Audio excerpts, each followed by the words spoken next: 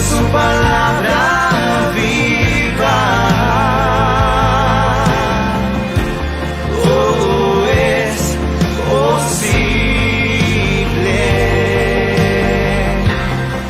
si puedes creer. Fe mueve la mano de Dios. Ven su palabra viva. Todo es posible si puedes creer.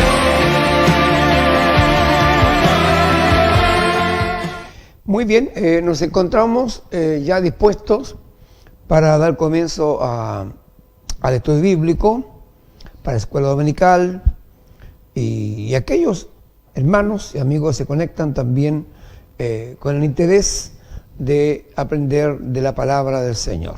Gracias a Dios por encontrarnos acá. Sí, con alguna pequeña dificultad, uno de los hermanos que nos acompañan está la familia complicada con este asunto de COVID, están en cuarentena, de tal manera que estamos solamente Gabriel y el que habla, y el Señor, por supuesto. Así es que dispuesto para compartir con ustedes un momento con la palabra del Señor. Quisiera invitarles a lo siguiente, a que pensáramos un poquito en la tarea como iglesia, como cristianos, en cuanto al comportamiento, en cuanto a estos aislamientos sociales que se han indicado, a estos cordones sanitarios que también están indicados por el gobierno, y a todas las indicaciones emanadas del Ministerio de Salud. Es tan conveniente someternos, a pesar que algunos piensan que es una forma de someter a la iglesia, que Satanás está sometiendo a la iglesia, que no tienen acobardado. Hay tantos pensamientos, tantas ideologías que hoy día pululan, ¿cierto?, en los pensamientos. Pero lo cierto de todo es que a nosotros nos han dado un tiempo para estar meditando en las cosas del Señor. Así que vaya mi saludo a los pastores, a la hermana ya que se conecta desde Holanda, Utrecht, Holanda. Un abrazo, un cariño a la hermana Elsa Tapia. A nuestro hermano de allá de Antofagasta, amigo y hermano, ahora, amigo y hermano. También al hermano de Caldera, a todos los hermanos que están en la escuela dominical, que aman la palabra. ¿Saben que hay una cosa? Que la palabra debe ser un deleite, debe ser algo primordial, básico en nosotros. Porque el Evangelio no se basa en emociones, y disculpe que se lo diga, en himnos o pensamientos ciertos distintos. Yo he escuchado a personas que ellos predican solamente con el corazón. Bueno, algunos predicamos seguramente con la mente porque tratamos de ordenar la palabra del Señor. Así que el Señor les bendiga, Dios les guarde. Hoy tenemos la encarnación de Jesús, una hermosa palabra. Padre, te damos gracias.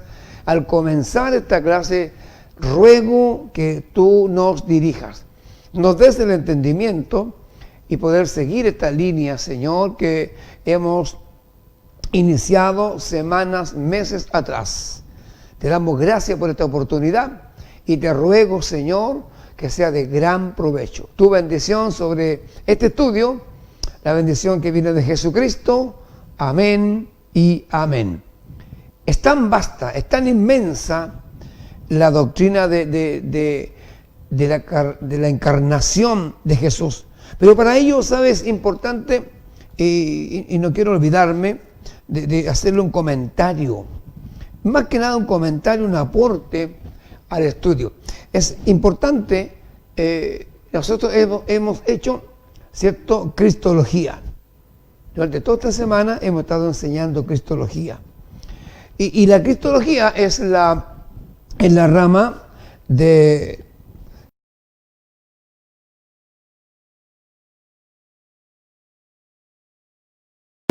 en la persona de Cristo y su encarnación por medio del Espíritu Santo en su doble naturaleza. No se olvide, en su doble naturaleza.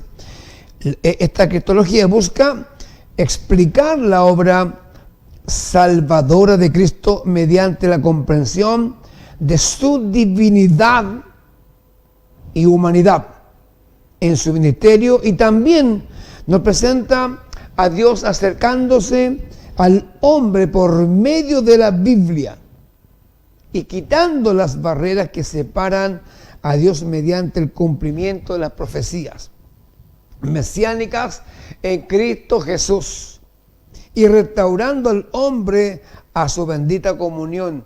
Amado, es importantísimo entonces seguir el hilo conductor que hemos llevado, ¿cierto? Hablábamos la semana pasada del nacimiento virginal de Cristo.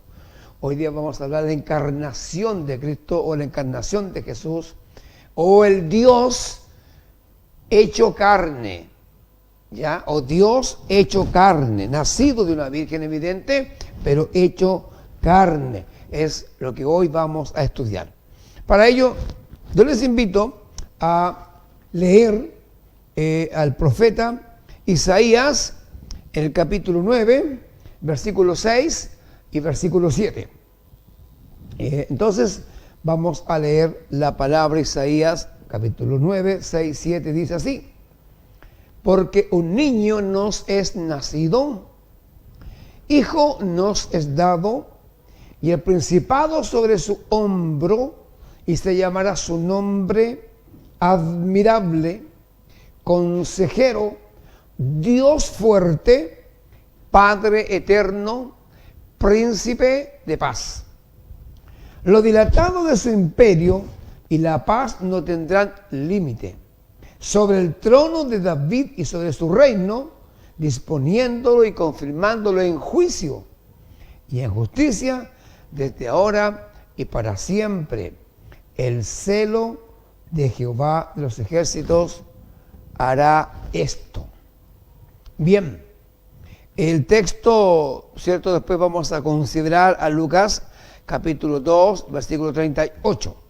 Y tenemos como, para ir entrando ya en materia, la encarnación de Jesús, ¿cierto? Tenemos que considerar que fue un arreglo por la eternidad, es para siempre. Ya que seguirá manifestándose por todas las edades. En el Antiguo Testamento, Miqueas, vamos a considerar los textos posteriores, con exactitud gloriosa data de su encarnación. Isaías dijo que de la Virgen, María en este caso, nacería y será admirable, consejero, Dios fuerte. Ahora el profeta Miqueas señala el lugar exacto de su nacimiento y dice de él que será desde los días de su eternidad.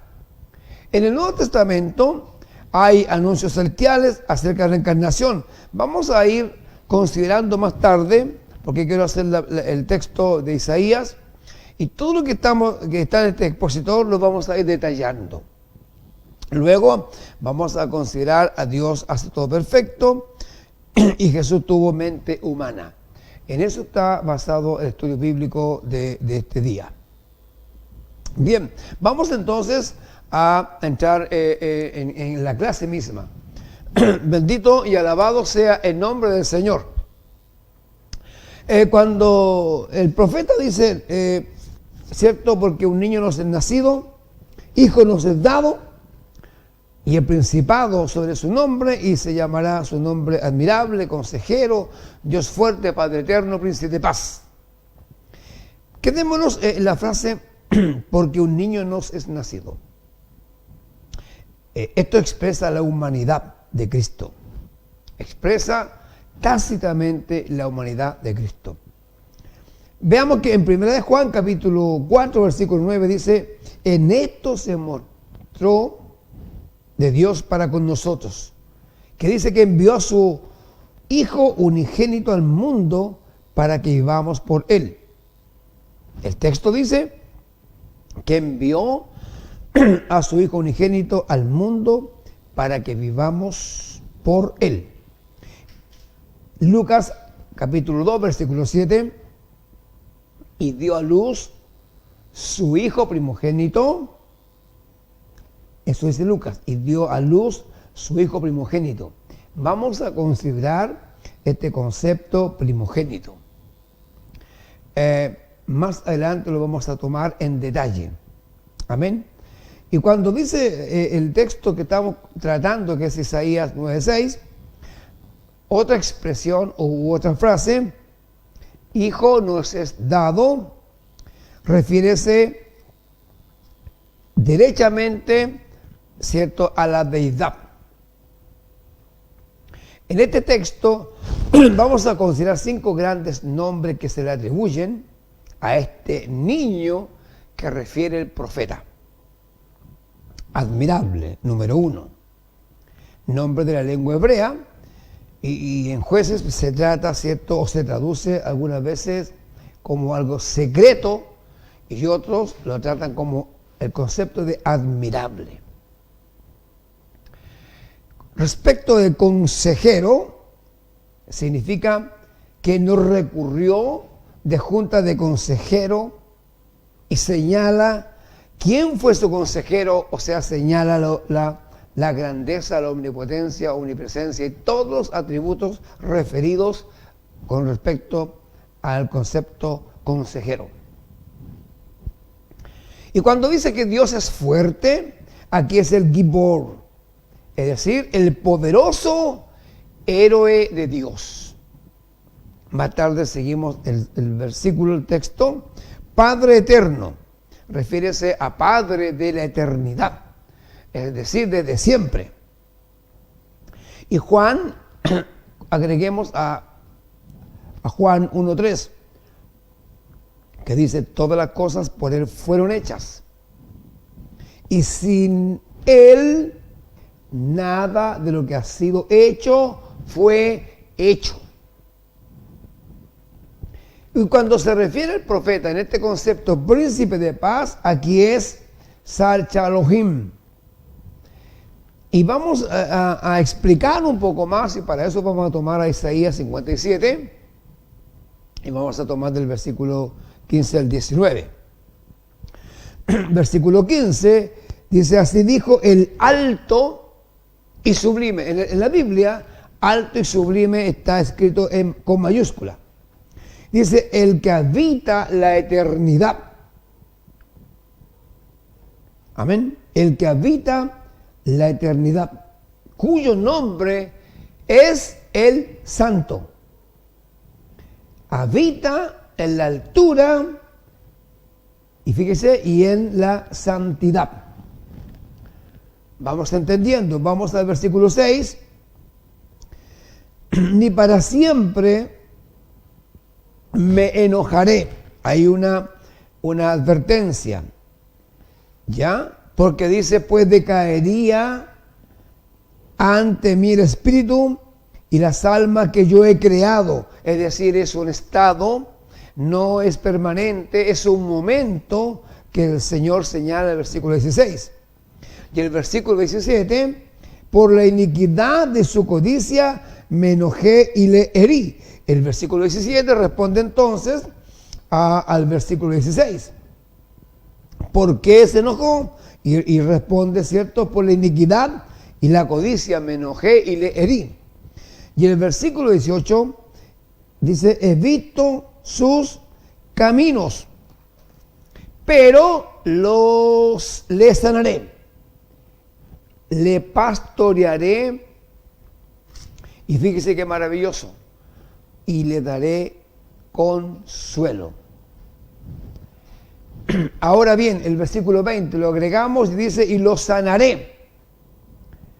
Amados, quiero detallar un poquito y lo sanaré, es decir, aquí está, ¿cierto?, la plenitud de Dios, está el tratamiento de Dios para con el hombre, está el auxilio de Dios que tiene para con el hombre, aunque el hombre esté en peor estado, ¿cierto?, y los sanaré. Voy a pastorearlos, voy a consolarlos y los voy a sanar. ¿Por qué? Porque es la encarnación, porque tenemos que tocar este tema de esta forma. Amados, el apóstol Pablo nos da luces extraordinarias. Dice que Él es la imagen del Dios invisible, el primogénito de toda creación, el que es el principio, para que en todo tenga preeminencia. Primogénito, ¿qué significa primogénito? La palabra primogénito viene de la voz griega protócoros, que no tiene el único significado de primero en nacer. Ojo, no tiene solamente el significado de primero nacer como estamos acostumbrados nosotros a entenderlo. Protótocos, ¿cierto? Entonces, sino que, amados, en virtud de los privilegios, escúchelo bien, de primogenitura, o sea, vamos a hablar de un privilegio, a fin de designar una persona eminente, dotada, respetable, digna de especial atención. Éxodo capítulo 4, y versículo 22, dice así: Israel es mi hijo, mi primogénito.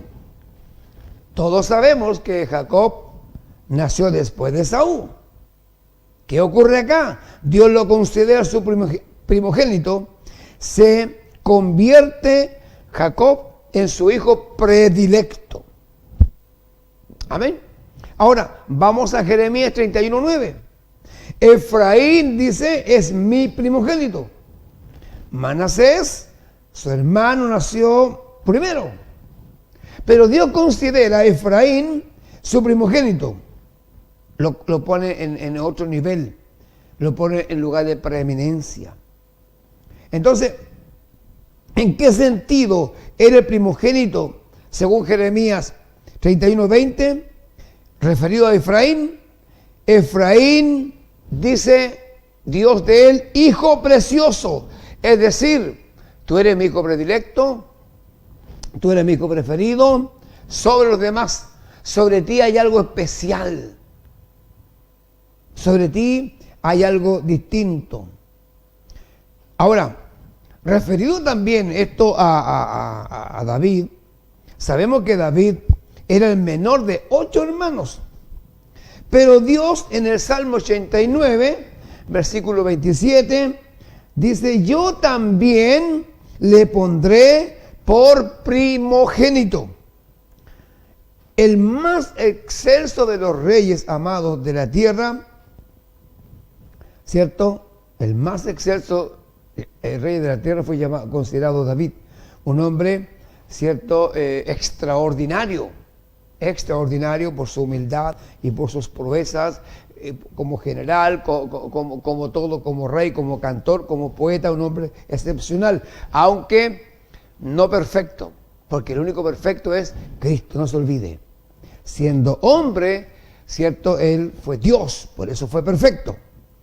Miremos un poco a José, ¿cierto? Que fue considerado primogénito, aunque realmente era el 11º hijo. Pero fue considerado primogénito por alguna condición o algo especial que tenía él. El primogénito, amados, tenía privilegios. Por ejemplo, derecho de señorío, semejante al del padre, sobre el resto de sus hermanos. Es decir, el primogénito estaba por sobre todos los demás. Tenía los mismos derechos semejantes al padre de familia. Si consideramos Génesis 22, ¿cierto? 25, el versículo 23, vamos a encontrarnos con lo que estamos comentando. Ahora, este primogénito tenía el privilegio del sacerdocio. Mire qué interesante. Según Número 3:12 y versículo 13, tenía el primogénito el derecho del sacerdocio. Además de eso, el primogénito era el heredero preferencial, con una parte mayor que los demás. O sea, tenía muchos privilegios. El Señor bendiga entonces, usted me va siguiendo. Cuando hablamos del primogénito de Cristo, hablamos del preeminente, hablamos del preferido, hablamos de la excepción, hablamos del alto sublime, del Dios eterno, porque Jesús es Dios. Entonces, eso es importante. Ahora cuando Pablo, el apóstol Pablo, ¿cierto?, al escribir a los colosenses en el capítulo 1, versículo 18, cuando lo dice, para que en todo tenga preeminencia. Quiero explicar, y para eso acudimos al diccionario bíblico, referido entonces a preeminencia. ¿Qué indica este diccionario bíblico? Dice que preeminencia, ser primero, protos, entre paréntesis, ser representante. Cristo es preeminente en la iglesia. Amén.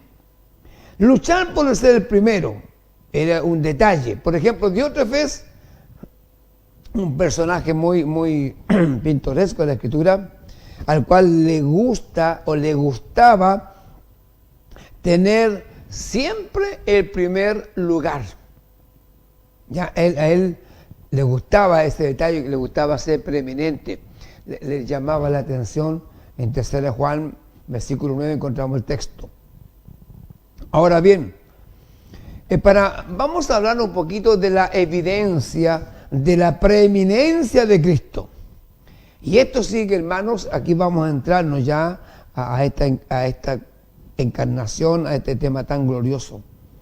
Él, dice la Biblia, es la imagen del Dios invisible. Es el único. Otro tema referido, ¿cierto?, a la preeminencia de Cristo. Él es el creador preexistente y el sostenedor perpetuo del universo. Él es la gran cabeza de la creación. Por Él fueron hechos los cielos y la tierra. Por Él fueron hechos. Ahora, referido una vez más a la preeminencia de Cristo, cabeza triunfante de la iglesia, según Colosenses capítulo 1, versículo 13 al 18. En definitiva, Él es poseedor de toda plenitud de virtud y bendición en cuanto a la bendición de la reconciliación con Dios. Amados, la humanidad caída siempre ha procurado a alguien que pueda sanar las heridas del corazón. Siempre, si usted mira la historia, si hacemos un poco de historia, el hombre, en un trazo, ¿cierto?, podemos hacer, siempre buscó formas de sanar, buscó formas, ¿cierto?, de buscar un detente, una contención en donde sostener su pensamiento. Y buscaba a alguien que le sanara sus heridas. Y lo buscó de muchas formas, diversas formas. Pero, amados, el hombre siempre deseó alcanzar el sueño de justicia. Pero, ¿quién podía, cierto, reunir todas estas condiciones que debe tener para justificar al hombre? Otros buscaron métodos, crearon métodos, pero solo han alcanzado fracasos, solo lograron desesperanza, alcanzaron desilusión. El profeta Isaías nos presenta, amados, al indicado, a alguien especial, único en su concepción, singular, preeminente, preexistente. Él puede satisfacer las condiciones esenciales que el hombre necesita. No hay otro que pueda salvar al hombre. No lo hay. No hay otra forma. Entonces, el profeta Isaías nos hace y nos presenta algo extraordinario. Vamos a ver por qué Isaías nos presenta este cuadro. El profeta presenta a uno que, como personalidad y como carácter, lo hace admirable, digno de reconocerlo. Digno eres de recibir toda la gloria. Admirable porque fuiste creador. admirable porque fue el hacedor de todos los elementos que están en el planeta.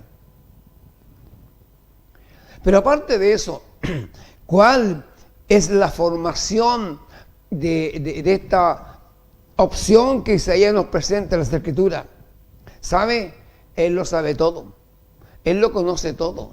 Él tiene los atributos de Dios. Los tiene todo. Omnisciente, omnipresente, omnipotente. Él tiene todos los atributos. Y además reúne un atributo que hombre alguno, y todos los atributos, ¿cierto?, conciernen y terminan que solamente Dios los tiene. Él es justo.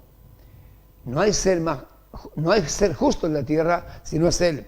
Sabe todo, conoce todas las cosas. Entonces podemos decir que en su formación Él es supremo consejero, intelectualmente superior a todos los hombres. Intelectualmente Él tiene un ADN distinto. Juez, abogado. El Señor nos bendiga. Ahora, tenemos que preguntarnos de dónde procede esta manifestación que el profeta nos señala. ¿Cuál es su nacionalidad?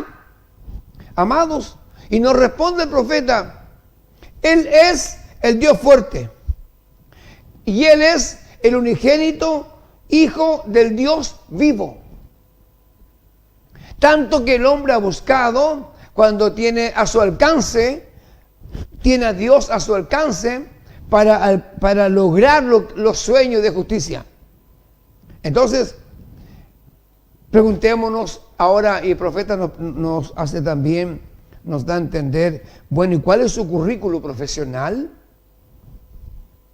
anterior a la encarnación?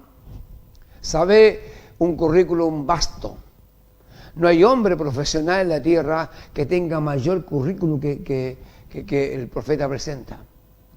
¿Sabe? Planeó y ejecutó la creación del universo. Por tanto, Él es Padre eterno. ¿Hay alguien que pudo o puede hacer lo que Él hizo? Dice que por su palabra fueron hechos los cielos y la tierra. Hágase la luz, y la luz se hizo. Qué tremendo, qué extraordinario. ¿Y qué lo hace especial para tal cargo? Para tal cargo, ¿cierto?, que ha de asumir mi justicia, que ha de tomar mi pecado, tomar mi carne y hacerla su propia carne. ¿Qué lo hace especial para tal cargo entonces? Como Dios, hombre, es capaz de reconciliar al hombre con Dios. Por lo tanto, lo declaramos príncipe de paz. ¿En quién el hombre puede hallar paz? Solamente en Cristo el Señor. Cuando el profeta Isaías profetiza en el capítulo 11 y versículo 1 y 2, y dice: saldrá una vara del tronco de Isaí, y un vástago retoñará de sus raíces, y reposará sobre él el espíritu de Jehová, espíritu de sabiduría y de inteligencia, espíritu de consejo y de poder, espíritu de conocimiento y de temor de Jehová. Toda la gloria del Dios Padre sobre el Dios Hijo. Amados, qué panoramas, qué paisaje nos ofrece Isaías, qué posibilidad, qué sublimidad nos presenta Isaías al presentarnos al Dios eterno, el que es desde antes de la creación, el Hijo encarnado posteriormente, que camina en Jerusalén, que transita en Belén, juega en Nazaret, hace una vida normal. Dios encarnado en Jesús. Ahora bien, Isaías profetizó claramente, amados, respecto de su encarnación.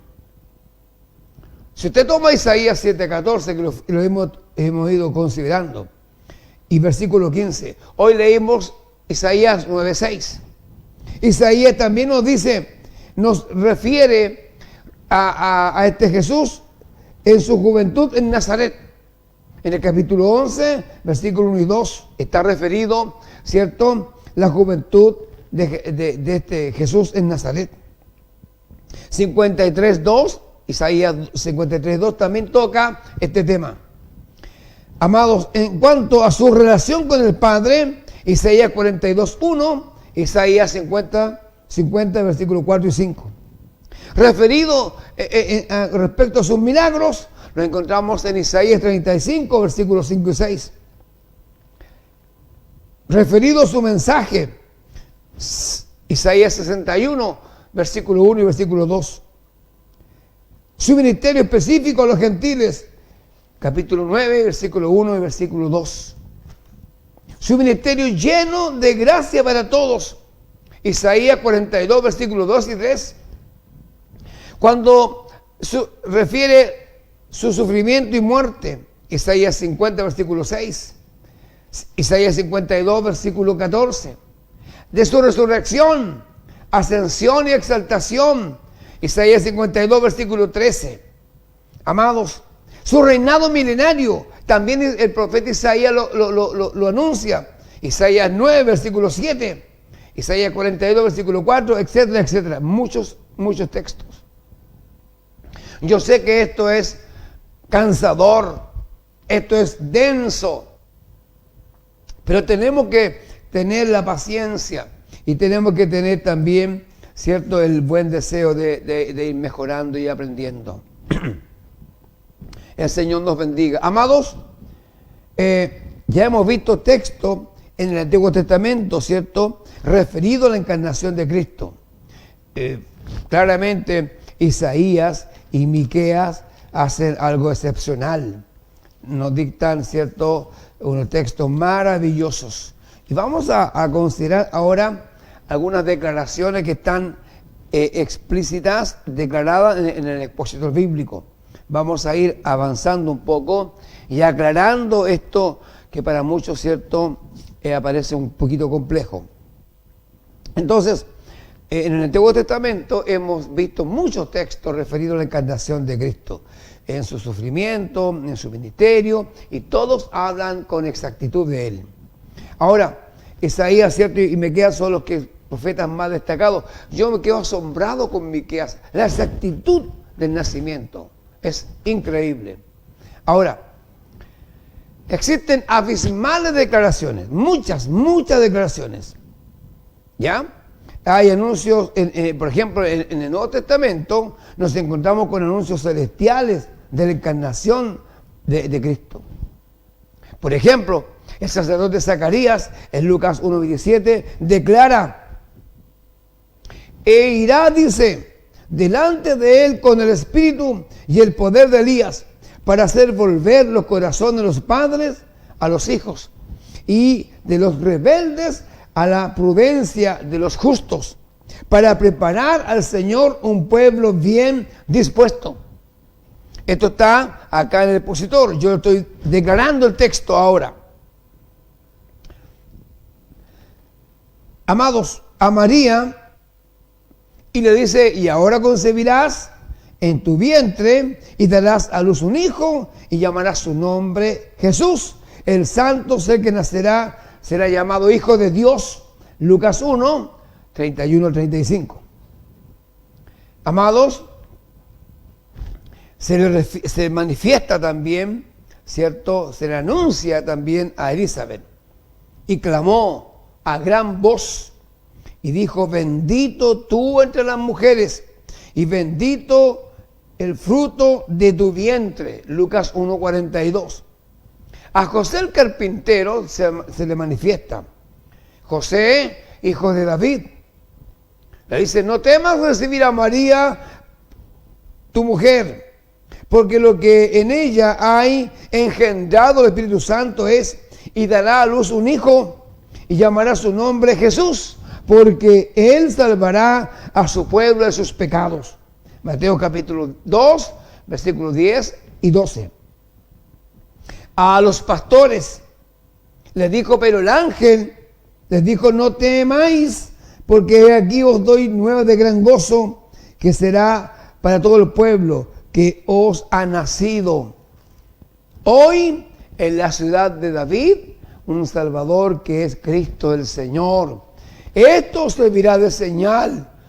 Hallaréis al niño envuelto en pañales, acostado en un pesebre. Este texto lo encuentra en Lucas capítulo 2 del 10 al 12. A los magos, cuando Jesús nació en Belén de Judea, en días del rey Herodes, vinieron del oriente a Jerusalén unos magos diciendo: ¿dónde está el rey de los judíos que ha nacido? Porque su estrella hemos visto en el oriente y venimos a adorarle. Marcos capítulo 2 del 1 al 3. A Simeón.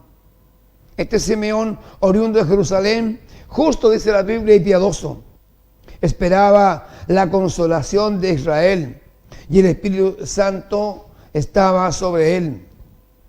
Y dice la Escritura, y se refiere a Simeón: y cuando los padres del niño Jesús lo trajeron al templo para hacer por él conforme al rito de la ley. ¿Cuál es este rito? Como este rito era simple, como está escrito en la ley del Señor, todo varón que abriera la matriz será llamado santo al Señor. Ese es el rito que tenía que cumplirse. A eso se refiere. Lucas capítulo 2, versículo 23 lo pueden encontrar. Él tomó en sus brazos y bendijo a Dios diciendo: ahora, Señor, despide a tu siervo en paz, conforme a tu palabra, porque han visto mis ojos tu salvación. ¡Qué maravilloso! La cual has preparado en presencia de todos los pueblos, luz para revelación a los gentiles y gloria de tu pueblo Israel. Lucas capítulo 22, del versículo 25 al versículo 32. A Ana, profetisa, hija de Fanuel, de la tribu de Aser, de edad muy, muy avanzada, y era viuda. 84 años era ya viuda. Imagínense la cantidad de edad que tenía.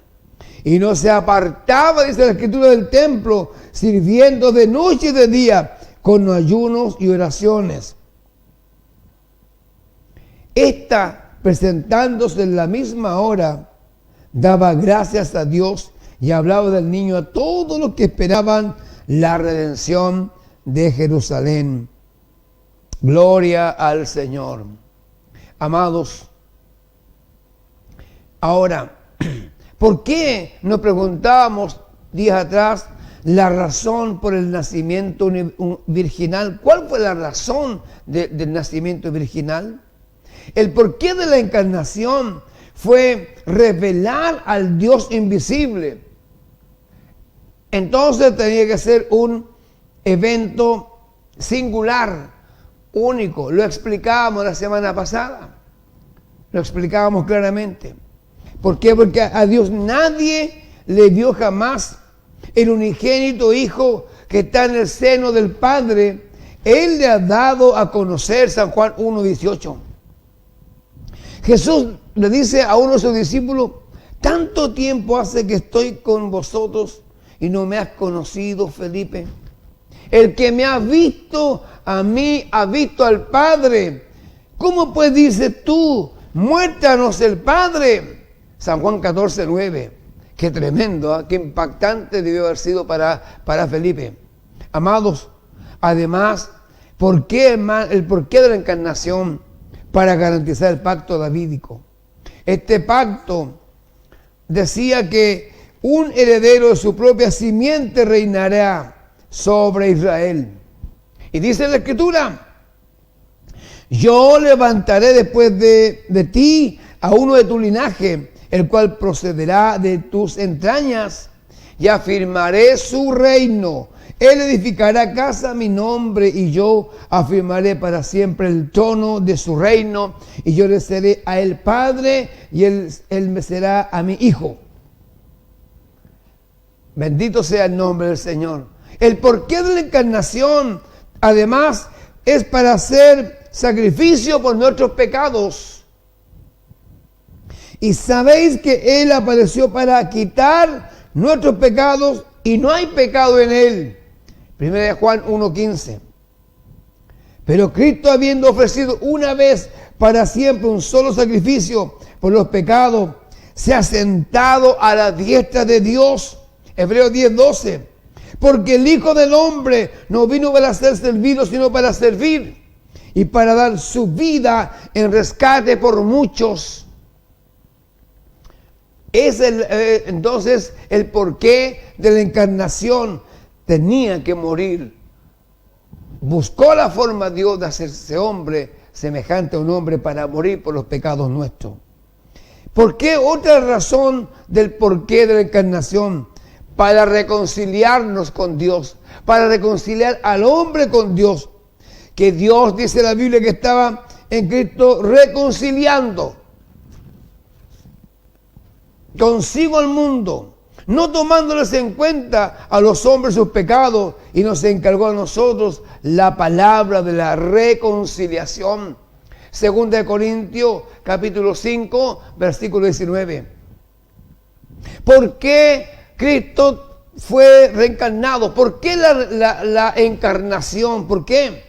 Para proveer un ejemplo para los creyentes, para ser modelo de vida para nosotros. Amados, ¿qué dice la Escritura? Pues para esto fuisteis llamados, porque también Cristo padeció por nosotros, dejándonos ejemplo, para que sigáis sus pisadas. 1 de Pedro 2:21.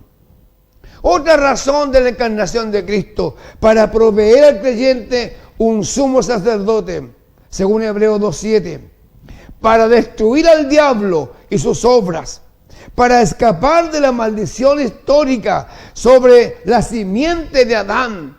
No se olvide que sobre la simiente de Adán hay una maldición histórica. Además, el porqué de la encarnación: para sanar a los quebrantados de corazón, Lucas 4:18. Para otra razón: para pregonar libertad a los cautivos, Lucas 4:18. Para pregonar además el año agradable del Señor, para dar vida y vida abundante, Lucas 4:19. Amados, y otra razón de la encarnación: para glorificar al Padre. Alabado sea el nombre del Señor. Podemos encontrar otros detalles, podemos explayar mejor lo puesto anteriormente. Amados, una de las razones de la encarnación, a causa del pecado de Adán, todos nosotros nacemos muertos espiritualmente. En nuestra existencia permanecemos siendo desobedientes. En nuestra carne permanecemos siendo desobedientes. En nuestra condición, ¿cuál condición? Pecaminosa. No hay nada que podamos hacer para alcanzar justicia y obtener la vida eterna. Es decir, somos inválidos, necesitamos, dependemos de algo mejor. Amados, al encarnarse, Jesús vino a ser nuestro representante humano. Jesús tenía que ser hombre a fin de ser nuestro representante. Jesús obedeció allí donde Adán había fracasado, donde Adán falló, para ganar a través de Jesús por medio de la cruz y constituirnos justos. Es decir, por medio de la cruz, por su muerte nos constituye justos. La Biblia dice que Él ocupó nuestro lugar. No había otra forma de ser constituido justo, no había otra forma, porque el hombre no reúne las condiciones. Por naturaleza el hombre es un pecador, por naturaleza el hombre es un hombre mortal, finito. En cambio, Cristo, Dios, es infinito y Él es inmortal, Él nunca ha muerto. Estuvo en la resurrección para ser la primicia de la resurrección. Padeció a fin de también enseñarnos a nosotros. Otra razón, amados, de esta encarnación: para ser nuestro vicario a través de su sacrificio que le fue requerido. Si Jesús no hubiese sido hombre, amados, no podría haber muerto en nuestro lugar y pagar el castigo que justamente a mí y a usted nos pertenecía. Jesús en definitiva entonces tenía que ser hombre porque Dios estaba preocupado de la salvación de los hombres, no de los ángeles. Por eso dice que fue semejante hecho a los ángeles, pero no fue ángel, sino que fue hecho al hombre, a la imagen del Dios del hombre.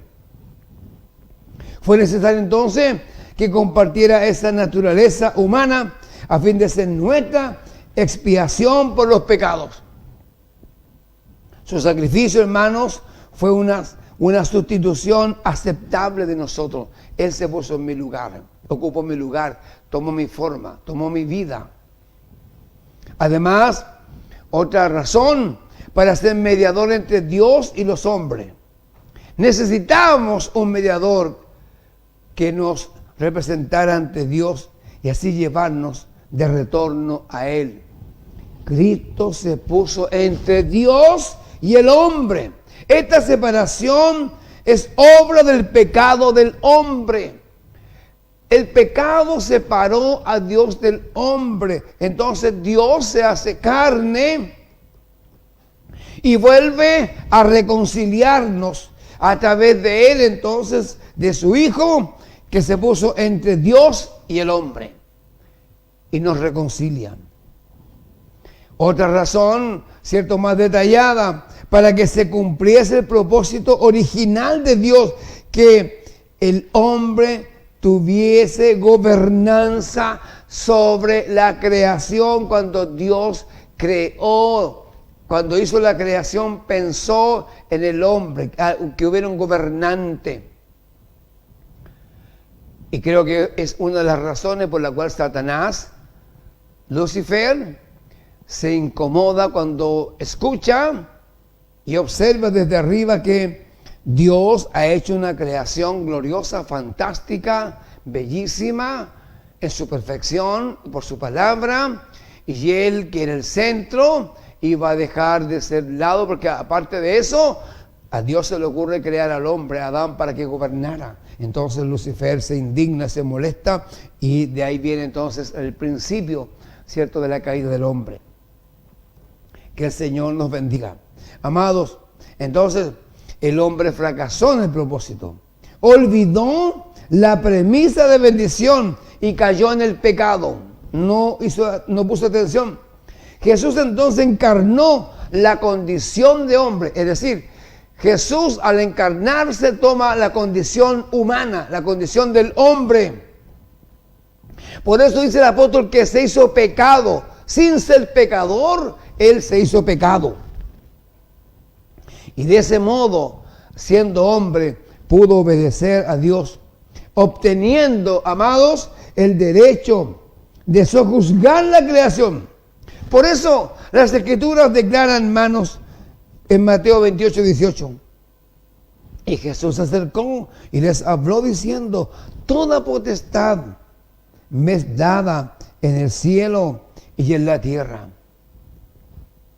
Otra razón importante en su encarnación, para ser ejemplo y modelo, para aprender y enseñarnos a vivir.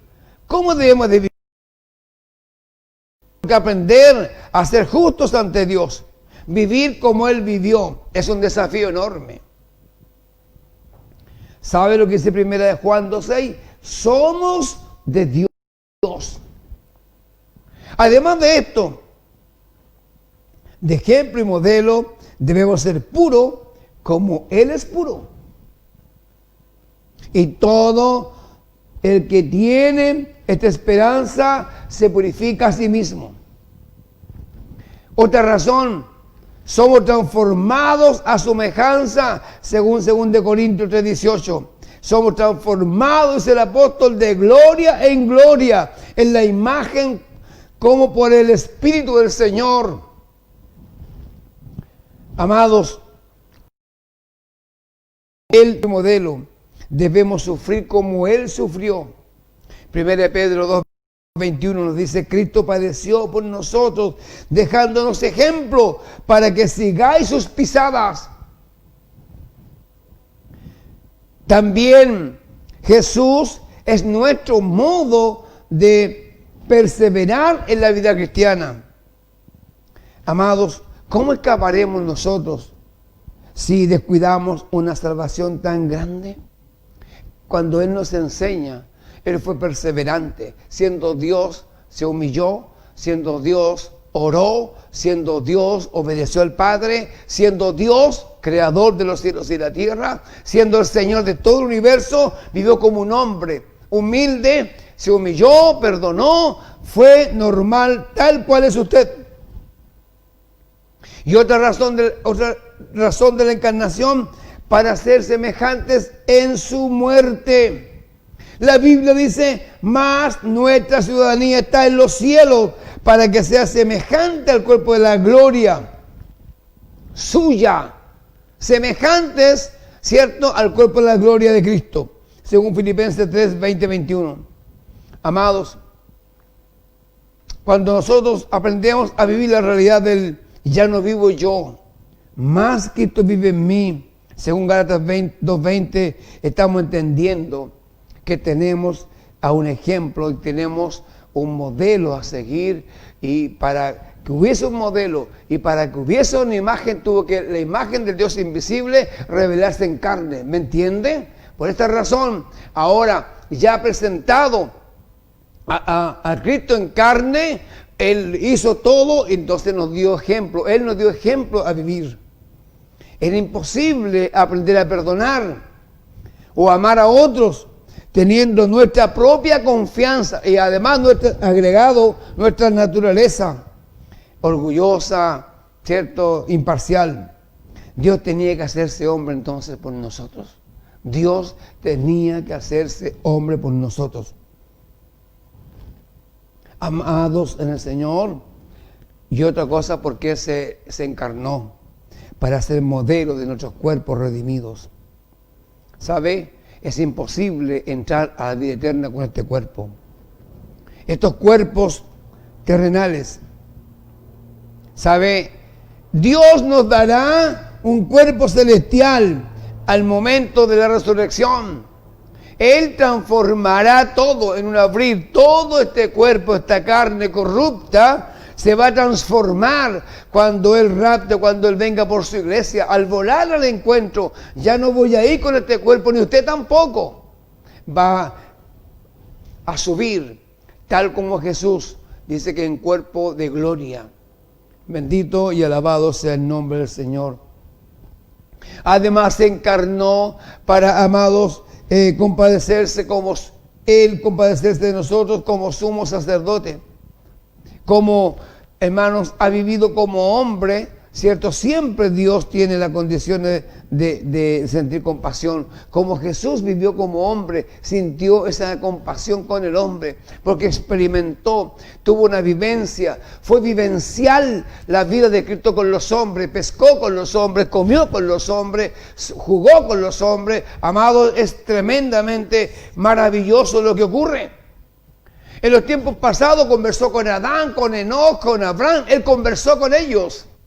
Habló con Adán cara a cara. Con Noé también conversó. Entonces, vivieron esos momentos. Luego lo encontramos caminando por Jerusalén, conversando con los hombres, visitando a sus amigos, a José, a Marta y a María, comiendo con ellos. Se sentó a la mesa de los pecadores, comió con ellos. María, ¿cierto?, la pecadora, o María de Magdalá, le lavó los pies, o sea, vivió una vida normal. Amados, que el Señor les bendiga a ustedes. Amados, qué maravilloso, amados, el tener al Señor, ¿cierto?, en estas condiciones. No podía ser de otra forma. El Señor bendiga su vida. El expositor, para ir terminando, amados, está todo lo que hemos declarado, hermano. Yo le fui entregando los textos. Ahora, cuando hablamos de Dios, hace todo perfecto.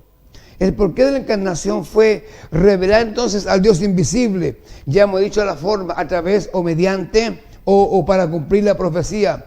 Y dijimos que para cumplir el pacto davídico, cuando aseguró que algún día un heredero de su simiente reinará sobre Israel. Amados, su encarnación fue para darse en sacrificio por nuestros pecados. Se hizo hombre para morir como hombre y de esta forma reconciliarnos con Dios y dejándonos en su carne un ejemplo a nosotros como creyentes.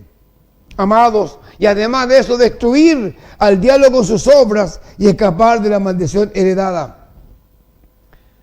El hombre no puede escapar de la herencia o de la maldición heredada adánica ahora en este tiempo, si no viene a Cristo. En esta época de igual modo era imposible que el hombre se escapara.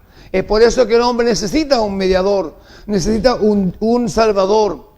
Y hoy puede ser para ti el momento oportuno. Vino a sanar a los quebrantados de corazón. Amado, Jesús tuvo mente humana. ¿Qué le parece a usted? Comió, aprendió a leer y a escribir. Fue un niño normal. Sus padres quedaron maravillados cuando tenía 12 años. Él se paró, hermanos, y leyó las Escrituras. Aprendió a ser obediente con sus padres. ¿Por qué? Si era hombre, se hizo hombre. Se humanó, se encarnó para ser ejemplo a nosotros. Tuvo un alma y emociones humanas. No me diga cuando lloró por su amigo Lázaro. Lloró por su amigo. Tuvo pena. Sufrió ansiedad, angustia. Me siento morir, dijo una expresión terrible. Fue su tristeza extrema. ¿Por qué? Porque tenía un alma, tenía sensaciones, tenía emociones. O sea, como tú y como yo. Como cuando tú lloras, cuando yo he llorado. Entonces, él lo hizo exactamente. Entonces, tenía amigos como usted y como yo. ¿Recuerda que oró por su amigo Lázaro? Lloró, afligido. Amados, oró con su corazón lleno de emociones. Jesús aprendió a obedecer. Llegó a ser autor de la salvación para todos los que lo obedecen. Fue sin pecado y jamás cometió pecado alguno. Simplemente, Él llevó la muerte de la carne. Tomó mi carne y la mató en su cuerpo. La hizo para sí y me sustituyó. Fue mi provisión, fue mi expiación. Amados, que el Señor bendiga esta su palabra. Siga usted escudriñando. Quiero pedirle que siga usted trabajando. Yo sé que a veces se pone un tanto difícil, es un poco monótono, pero hay que tratar de explicarlo. Así es que el Señor les bendiga. Tengan un día hermoso, un día bendecido. Y no se olvide usted que Jesús es la verdad. No hay otra verdad. ¿Sabe lo que aprendí en el mundo? Alguien me dijo una vez, ¿sabes? La verdad, toda verdad, me dijo, tiene dos historias. Y toda historia tiene dos verdades. Escudriñe la palabra, investíguela. Que Dios les bendiga.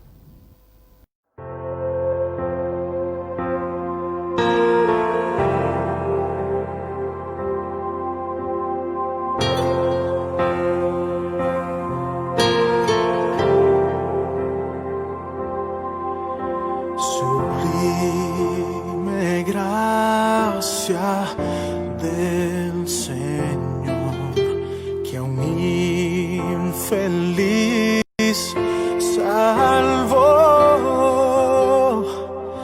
Fui ciego, mas hoy veo yo, perdido, y Él me halló.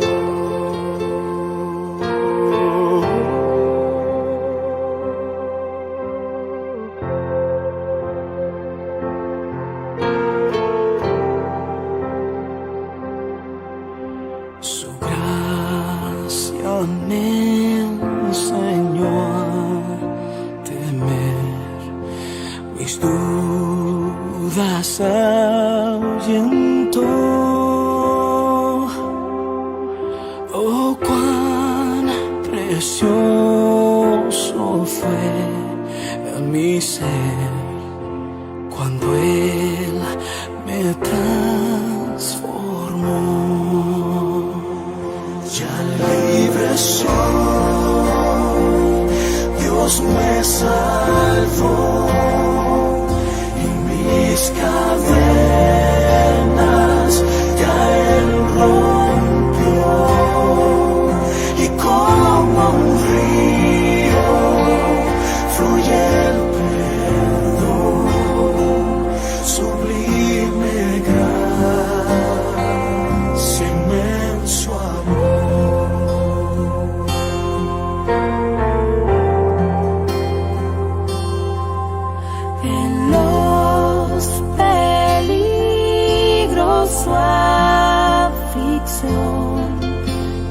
llueve.